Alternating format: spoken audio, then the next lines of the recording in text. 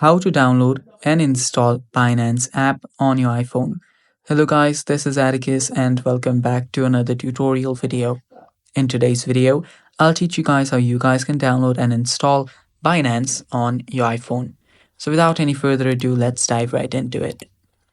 First step, open up your App Store. After you're on your App Store, head over to the search bar and on your search bar, search for Binance. After you search for Binance, you'll find the Binance website, app right here. Tap on Binance, buy Bitcoin and crypto.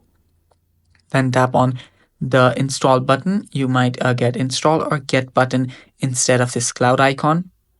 Just tap on it and begin your installation process. After that, your installation should begin and wait for it. It depends on your internet speed how much it takes to download it. So after it downloads, you can simply open it up and start using it. And it's basically that simple, guys, and that's all for today's video. Thanks for watching. Stay tuned for more upcoming videos, and bye bye. Take care.